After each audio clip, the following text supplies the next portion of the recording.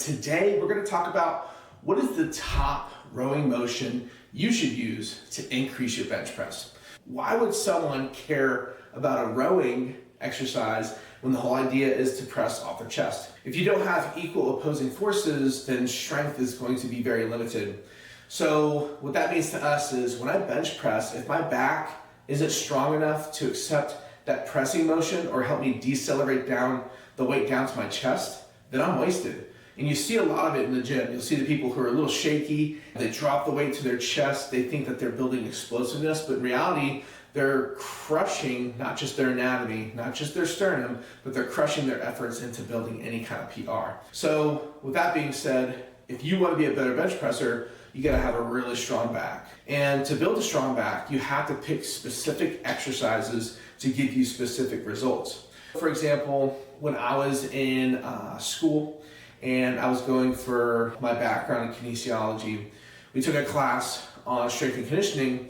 We talked about how people need to train opposite ends of their body equally. So if I did bicep curls for 12 reps, I need to do some kind of extension exercise for 12 reps so my biceps and triceps were equal in strength.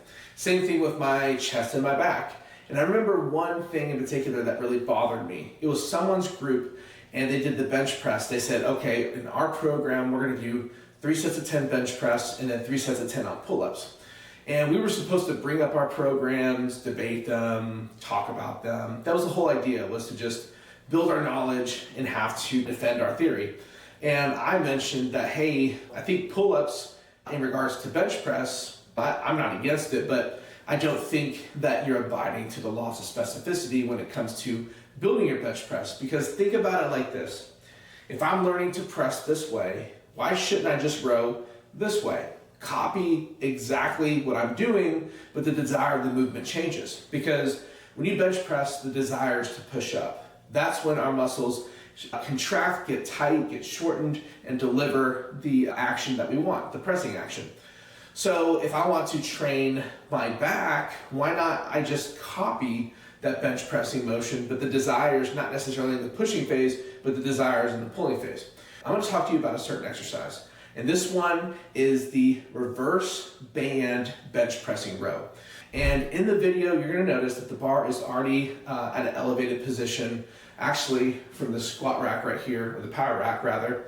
And what I did was I hung the bands and I folded them so that they came down and they were super tense. And then I slid the barbell through there.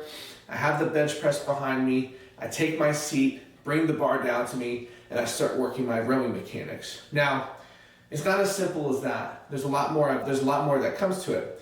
One of the first things is that you want to make sure you have a really tight band, because if your barbell is hanging and is too loose, you're not going to feel that stimulus. You want to make sure that the band's super tight.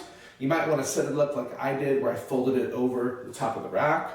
And the idea is you want to come down, and before you even begin the rowing mechanics, you want to get into the power position so that you have your head, shoulders, hips, and feet as the points of reference, all points of contact with the bench and the floor.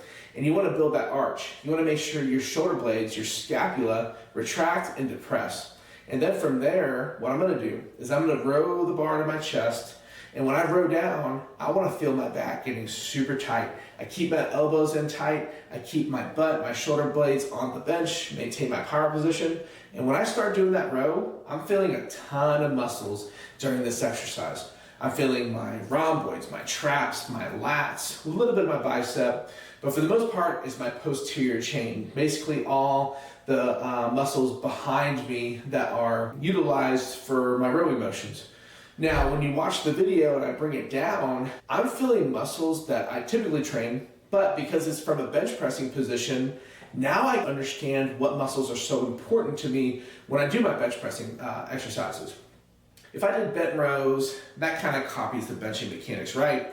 It's some kind of horizontal resistance against my body. But when I do this reverse band bench pressing row and I pull that bar to my chest, I'm feeling the muscles that need to be active during my bench pressing mechanics. I actually use this reverse band setup to program for my athletes before they even bench press. I want them to feel, first of all, how to properly arch, and to also understand what muscles need to be recruited so they have an effective bench press. Because if I do this motion and I feel like my traps, my lats and everything are getting tight, then I know when I'm about to bench press, I need all those muscles to be firing off and to be ready for when I deliver a vicious press. There are concepts with strength training where you can pre-fatigue a muscle.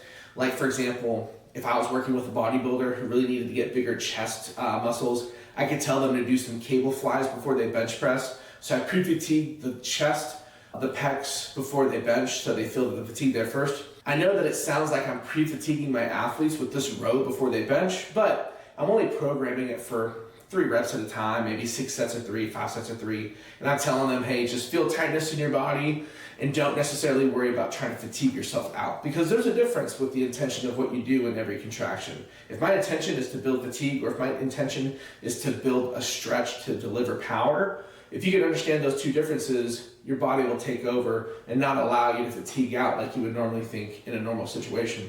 But overall, this is my favorite exercise to do with athletes who want to grow their bench press. The reverse band bench pressing row. This exercise teaches you all the muscles that need to be incorporated, it strengthens them, and it gets you in a position to be more successful with your bench press.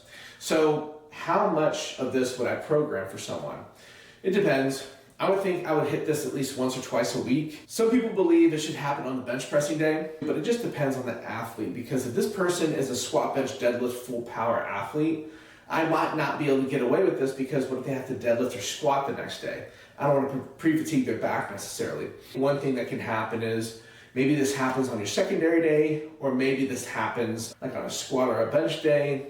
There is some uniqueness behind it, and it has to be programmed carefully. So maybe in the comment section, you can let me know below if this is something you want to try. Give me your conditions, and maybe I can help you understand if you should program it. But nonetheless, I would do this for 3 sets of 10, 4 sets of 10, 5 sets of 10. That would be about it right there. I think 3 sets of 10 is enough just to understand the reasoning behind it, so you can fatigue your body, but at the same time learn all the muscles that you need to incorporate before you bench press in order to be successful. And I might mention too, maybe if you don't program it to build size, maybe you can program it to prime your body so that you fire off those muscles before you bench press. So I've had people who on their bench days, secondary bench days, they'll do this for 5 or 6 sets of 3, come down, build tension, and then they go into bench press and they feel stronger than ever because they've primed their body, they've warmed it up, and now they're ready to go. So again, my name is Joseph Lucero. I'm with Powerlifting Technique. If you like the video, subscribe, leave a comment, and let us know your thoughts. Sometimes your comments become the future videos that we make. We really enjoy the interactions. And if you have any more questions, make sure to check us out at powerliftingtechnique.com. Thank you.